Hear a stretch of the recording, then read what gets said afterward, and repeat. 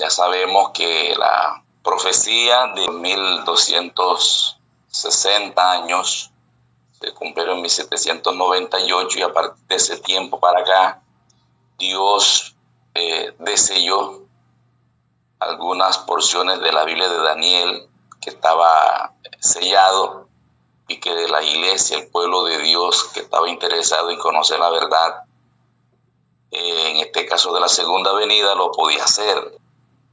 Así que en Europa como en América se levantaron hombres guiados por el Espíritu Santo para hacer esos estudios.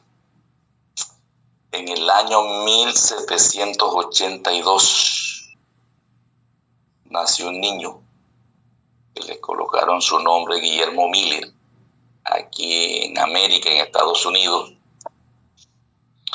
No voy a hablar de la biografía de él, sino para un punto de referencia de lo que él hizo. Este hombre había dedicado 2 años al estudio de la Biblia, cuando en 1818 llegó a tener la solemne convicción de que unos 25 años después aparecería Cristo para redimir a su pueblo. Dice la profeta en el capítulo 19 del conflicto: no necesito hablar, dice Miller, del gozo que llenó mi corazón ante tan embelecedora perspectiva y de los ardientes anhelos de mi alma para participar del júbilo de los redimidos. Así que él en 1818, ya en el siglo XIX, él nace en el siglo XVIII, en 1782, él saca una conclusión que después de 1818, 25 años después, para él, según el estudio que él hizo, Cristo vendría a la tierra. Ese estudio que él hizo durante 2 años fue un estudio, no fue una lectura del año bíblico, no fue una lectura, fue un estudio. Estudió con el anhelo de conocer grandes verdades de la Biblia, oraba. Dice que cuando habían párrafos, textos que no entendía, se quedaba allí, oraba hasta que Dios le mostrara realmente qué quería decir ese pasaje. Mill encontró que la venida verdadera y personal de Cristo está claramente señalada en las Santas Escrituras. O sea, eso fue lo que él concluyó, ¿no? Ese estudio que hizo de que Cristo realmente vendría a la tierra. Y así como los otros hombres que investigaron la Biblia, él también lo hizo. Y estos textos que voy a repasar con ustedes, pues les llenó la esperanza, la convicción de que Cristo vendría a la tierra. Quiero compartir con ustedes estos textos, igual que los otros anteriores, y deben ser textos que nos deben llenar a nosotros también de gozo. Que aquí no estamos por ser religiosos, por estar en una iglesia. Nosotros estamos aquí viviendo la esperanza bienaventurada de la segunda venida. Amén. Eso es lo que nos debe mantener vivos, deseosos de que un día este mundo dejará de ser y el pueblo redimido estará con Cristo en la patria celestial. Entonces, empecemos. 1 Tesalonicenses 4:16 dice: porque el Señor mismo con voz de mando, con voz de arcángel y con trompeta de Dios descenderá del cielo, y los muertos en Cristo resucitarán primero. Amén. Quiere decir, hermanos, que van a haber 2 resurrecciones, ¿cierto? La primera y la segunda. Bueno, les pregunto a ustedes, ¿en cuál de las 2 quieren estar ustedes? ¿En la primera o en la segunda? Bueno, hermano, porque posiblemente hayan otras personas que quieren estar en la segunda. Usted sabe que entre la primera y la segunda solamente se llevan 1000 años de diferencia. Así que entonces hagamos el esfuerzo de tener parte en la primera resurrección. Mateo 24:27, porque como el relámpago que sale del oriente y se muestra hasta el occidente, así será también la venida del Hijo del Hombre. Versículo 29 de Mateo 24. E inmediatamente después de la tribulación de aquellos días, el sol se oscurecerá, la luna no dará su resplandor, y las estrellas caerán del cielo, y las potencias de los cielos serán conmovidas. Mateo 24:30. Entonces aparecerá la señal del Hijo del Hombre en el cielo, y entonces lamentarán todas las tribus de la tierra, y verán al Hijo del Hombre viniendo sobre las nubes del cielo con poder y gran gloria. Alabado sea el nombre de Dios. Ayer estudié esta lección de la fe de Jesús, que se titula La Segunda Venida, con una joven que hizo las prácticas el domingo. Y ayer hicimos el estudio, y cuando le leí estos textos, ella me quedó mirando y me dijo: oiga, yo quiero bautizarme para tener parte en la primera resurrección. Es la lección en la fe de Jesús, creo que es la 11. Mi hermano, yo me voy a bautizar, yo quiero bautizarme.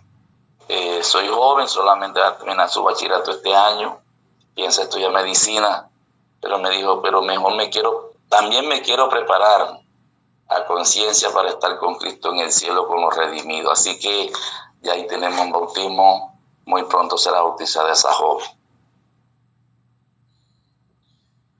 Dice 1 Corintios 15, 51 al 53. He aquí, os digo un misterio, no todos dormiremos, pero todos seremos transformados. En un momento, en un abrir y cerrar de ojos, a la final trompeta, porque se tocará la trompeta y los muertos resucitarán incorruptibles, y nosotros seremos transformados. Porque es necesario que esto corruptible se vista de incorrupción, y esto mortal se vista de inmortalidad. Amén, amén. Gloria a Dios. Mateo 25, 31 al 34, hermanos.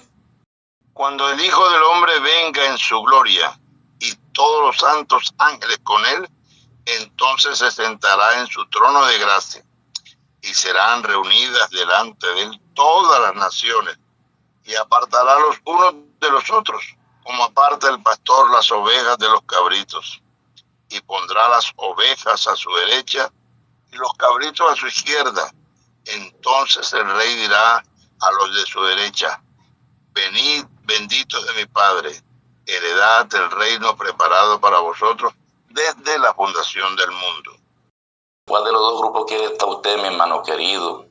¿En la derecha o la izquierda, mi hermano?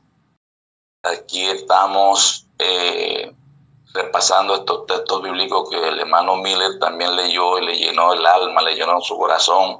Y es lo que nos tiene aquí a nosotros, hermanos, preparándonos, evitando cualquier cosa para nosotros participar de ese llamado impresionante, lo que dice aquí Mateo 25, 31 a 34. Venid, benditos de mi Padre, y heredad del reino preparado para ustedes. Pero qué tristeza, hermanos, los de la izquierda, ¿cierto? Apartados de mí, malditos, al fuego eterno preparado para el diablo y sus ángeles. Eso es lo que nosotros debemos tener en cuenta. Hermano, esto y otros pasajes bíblicos probaron claramente a Miller que los acontecimientos que generalmente se esperaba que se verificase antes de la venida de Cristo, tales como el reino universal de la paz y el establecimiento del reino de Dios en la tierra, debían realizarse después del segundo advenimiento. Además, todas las señales de los tiempos y el estado del mundo correspondían a la descripción profética de los últimos días. Este hombre también hizo un estudio muy maravilloso, y aquí pues yo quiero como para tener un registro, ¿no? Un registro, y le titulé esta parte periodo de tiempos determinados. Periodos de tiempo determinado. Y aquí también queremos utilizar mucho la Biblia.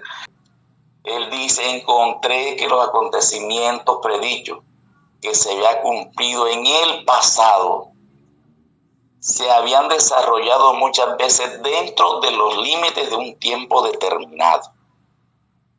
Y entonces quiero repasar con ustedes estos periodos de tiempo determinado. Y es bueno que usted los escriba porque es un estudio maravilloso. Empecemos en Génesis 6:3. Los 120 años antes del diluvio. ¿Cómo dice Génesis 6:3? Y dijo Jehová, no contenderá mi espíritu con el hombre para siempre, porque ciertamente él es carne, mas serán sus días 120 años. Entonces, este es un tiempo determinado, ¿cierto? Un tiempo determinado. ¿De cuánto es este tiempo? 120 años literales. Esto no es profético como tal, simbólico, perdón, no es simbólico, sino literales. Dios iba entonces a mandar un diluvio después de 120 años, correcto. Encontramos en Génesis los 7 días que debían precederlo con el anuncio de 40 días de lluvia. Génesis 7:4, ¿cómo dice? Porque pasados aún 7 días, yo haré llover sobre la tierra 40 días y 40 noches, y raeré de sobre la faz de la tierra a todo ser viviente que hice. Amén. Entonces es un periodo de tiempo literal, 7 días. Génesis 15:3, hermanos, los 400 años de la permanencia de la propiedad en Abraham en Egipto.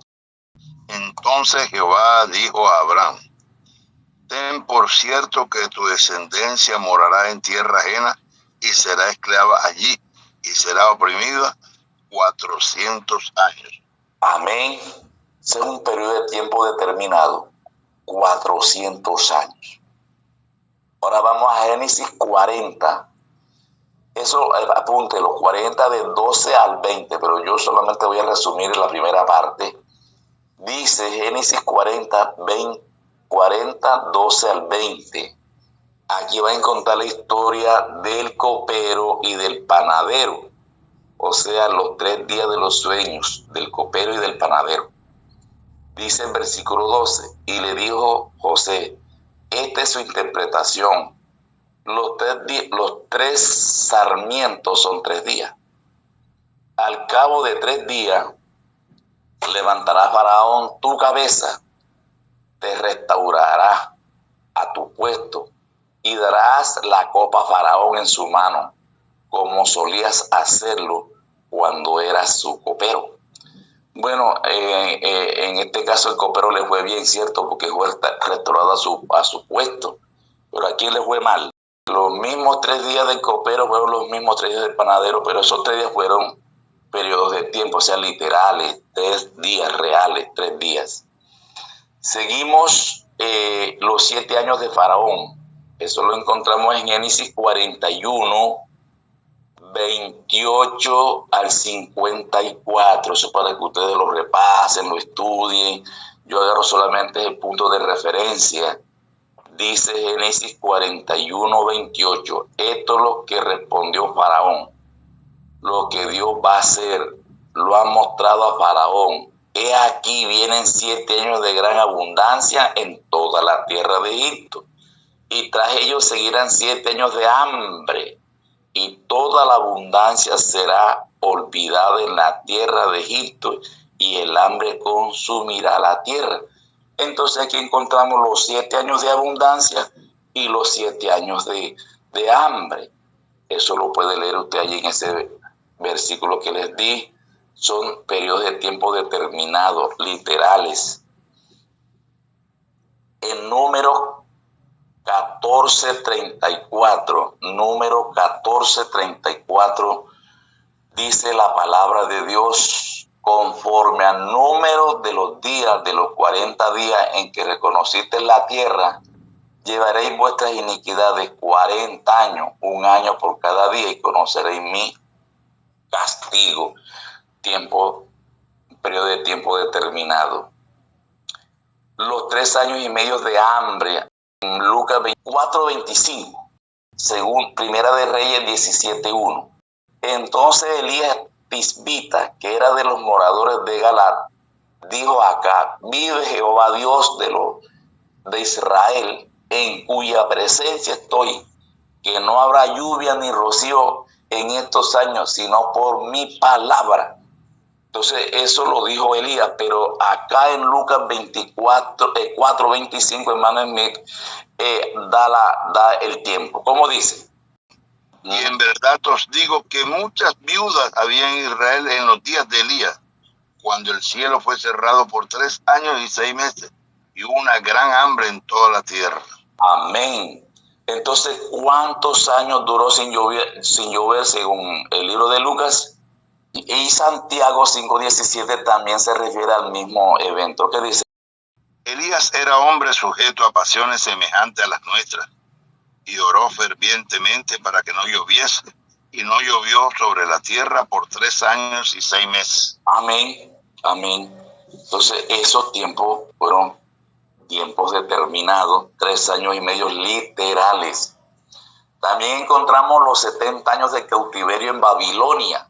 Jeremías 25:11 dice: toda esta tierra será puesta en ruina y en espanto, y servirán estas naciones al rey de Babilonia 70 años. Esos 70 años también fue un tiempo determinado, fue literal, que el pueblo de Israel duró allá en Babilonia.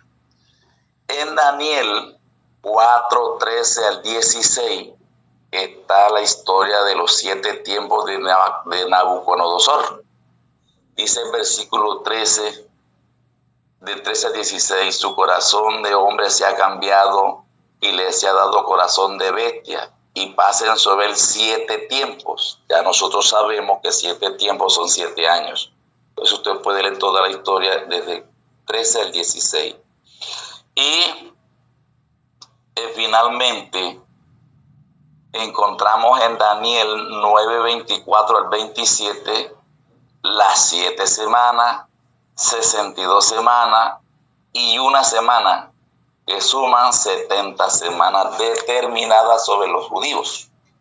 Esas 70 semanas dan 490 años literales que Dios le dio al pueblo judío de ese entonces. Entonces, mis apreciados, estos textos o estos pasajes bíblicos, en este caso, que nuestro hermano y siervo Miller hace con el estudio que hizo, pues, hermanos, empezó a sacar conclusiones. En ese estudio que hizo, la profecía que parecía revelar con la mayor claridad el tiempo del segundo advenimiento lo encontró en Daniel 8:14, hermano. Daniel 8:14.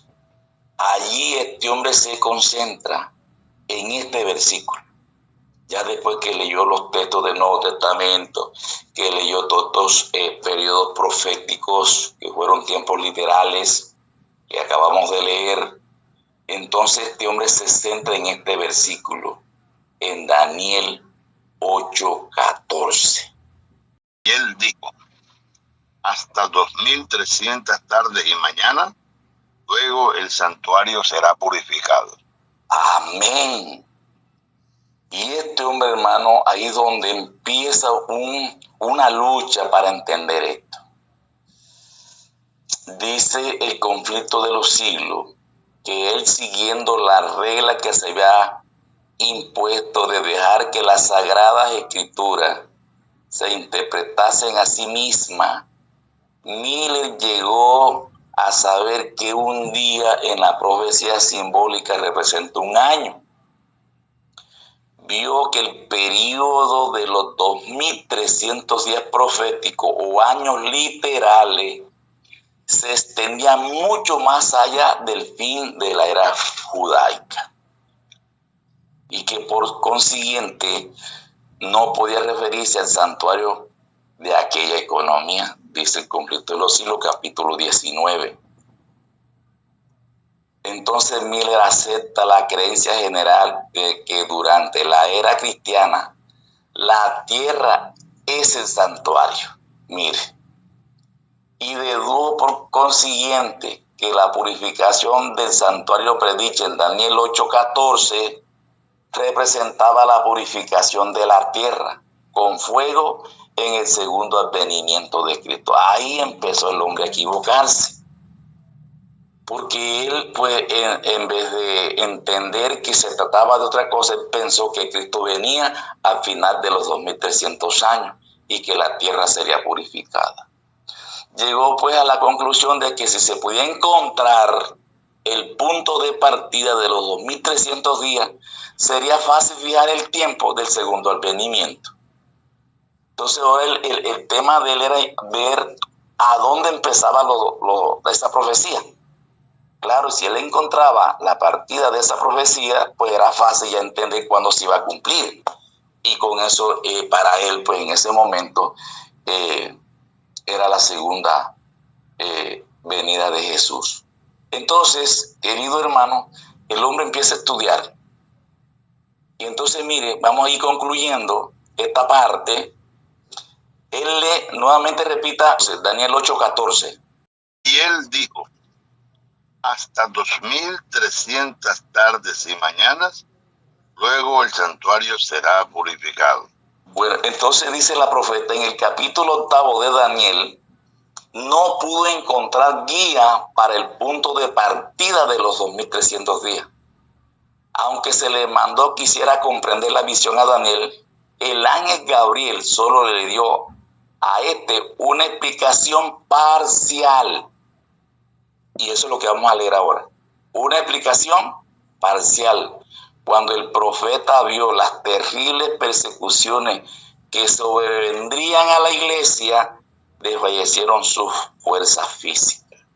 Entonces, hermanos, enseguida, ahí mismo en el versículo 15, él siguió estudiando lo que dice allí. ¿Cómo dice? El 15 ahora.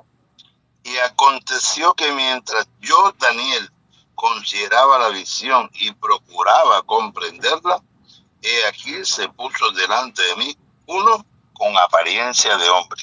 Amén. Vio que entonces él quería comprender la visión de los 2300 días o años. 16. Y oí una voz de hombre entre las riberas del Uaí, que gritó y dijo: Gabriel, enseña a la visión. Amén. Hermano, qué lindo, qué lindo. Yo me acuerdo, hermano, que acá en la costa, en el Carmen de Bolívar, hay una familia apellido Lascarro. Y uno de ellos es experto en profecía y él escribió unos cronogramas en cartulina. Y él vendió muchos esos cronogramas. Y yo le compré 2 cuando eso. Y yo traje ese cronograma a mi casa y yo lo tiraba en el piso y lo abría ahí. Ay, hermano, qué cosa tan espantosa para mí, porque yo no entendía nada, pero es nada de cómo empezar, de dónde, y eso fue un cronograma muy lindo. Y entonces, ¿qué hacía yo? Yo me arrodillaba sobre ese cronograma y le oraba a Dios: Señor, ayúdame para entender esto. Yo estaba recién en la iglesia, unos 30 años atrás, y le pedí a Dios que me enseñara para yo entender y comprender la profecía. Y sabe, hermano, que esto que dice aquí, y una voz de hombre que entre la ribera del Ulaí, que gritó, dijo: Gabriel, enseña a la visión. Y así hizo Dios, sabe. Lo hizo directamente porque yo empecé a estudiar la Biblia y miraba el cronograma. Yo lo pegaba en la pared. Y entonces miraba allá y leía acá. Y me iba por la explicación que ese hermano hacía en ese cronograma. Y así pude entender la mayoría de las profecías de Daniel y Apocalipsis. Entonces está dicho y está escrito y es una verdad.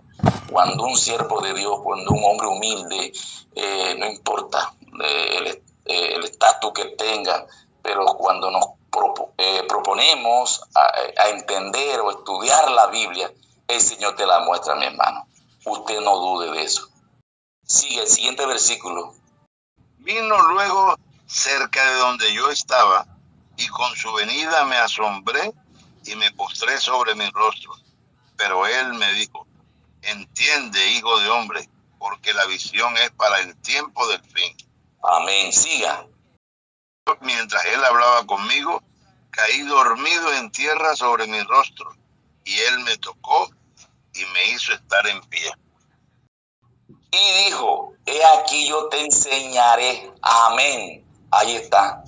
Yo te enseñaré lo que ha de venir al fin de la ira, porque eso es para el tiempo del fin.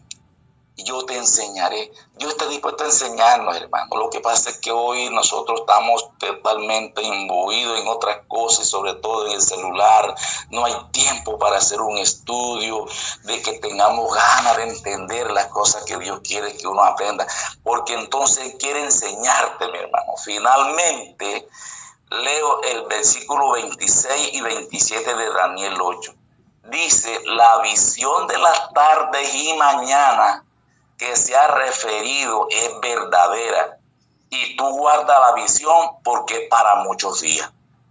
Yo, Daniel, quedé quebrantado y estuve enfermo algunos días, y cuando convalecí atendí los negocios del rey, pero estaba espantado a causa de la visión.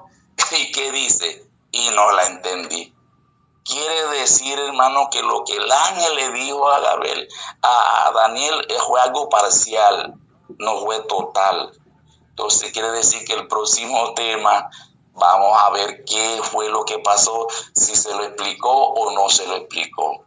Feliz día para todos.